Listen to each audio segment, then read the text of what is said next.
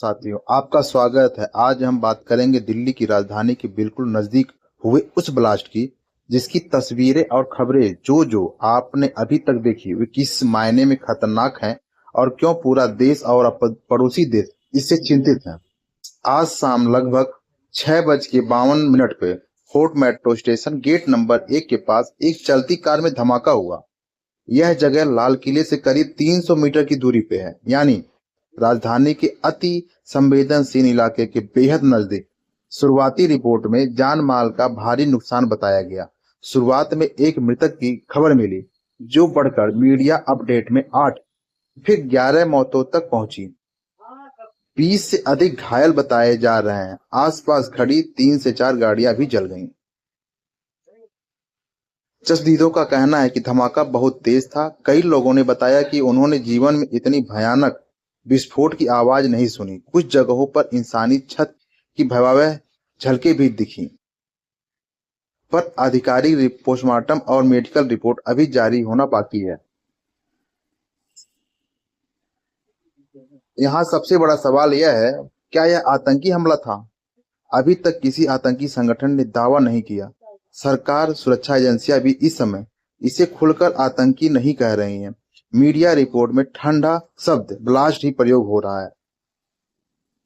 दो संभावनाएं उभर आ रही हैं। एक, गैस सिलेंडर जैसे सीएनजी या वाहन दोष की वजह से दुर्घटना, जानबूझकर की गई आतंकी या साजिश हमला।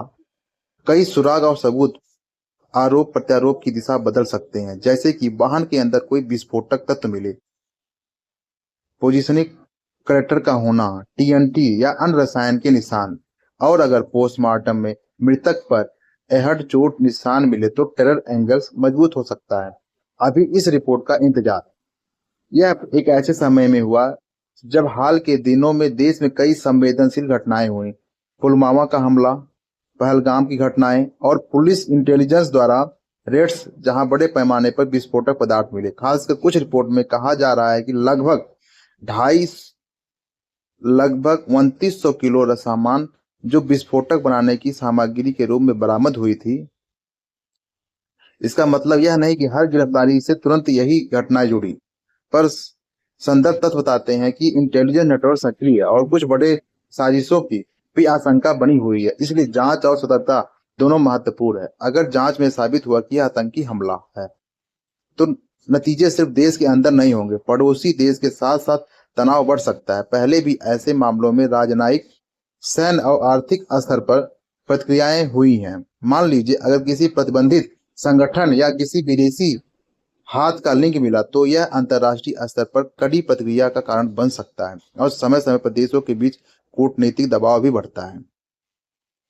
फिलहाल खबरों ने अंतर्राष्ट्रीय मीडिया का ध्यान खींचा है। मतलब कई देशों की दूतावास और मीडिया इसे मॉनिटर कर रहे हैं, पर निर्णय जांच रिपोर्ट के बाद ही आएगा। घटना के तुरंत बाद सभी संबंधित एजेंसियां, Delhi police, NSG, task force, forensic team और गृह मंत्रालय सक्रिय हुए।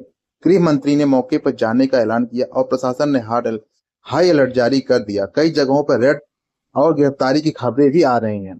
इस ब्लास्ट का असर चुनावी माहौल और सार्वजनिक आयोजना सुरक्षा पर भी पड़ेगा। कई राज्यों में हाई अलर्ट निगरानी बढ़ी हुई है। जहां भी असमंजस या संवेदनशील प्रक्रिया है, वहां सुरक्षा प्रबंध कड़े कर दिए गए हैं। इसका असर आम जीवन यात्रा और सार्वजनिक माहौल पर दिखेगा। यह एक गंभीर घटना है, पर आतंक लेबल लगाने से पहले फोरेंसिक और इंटेलिजेंस रिपोर्ट का इंतजार जरूरी। सरकार और सुरक्षा एजेंसियां काम कर रही हैं और हमें नागरिक के तौर पर शांत पर सतर्क रहने की जरूरत है। मैं आपसे यही कहूंगा, अफवाहों पर ध्यान ना दें, केवल अधिकारिक स्रोत से अपडेट लें और किसी भी संदिग्ध जानकारी को तत्काल साझा करें। अगर आपको हमारा वीडियो अच्छा लगा हो तो लाइक करें, सब्सक्राइब करें। धन्यवाद।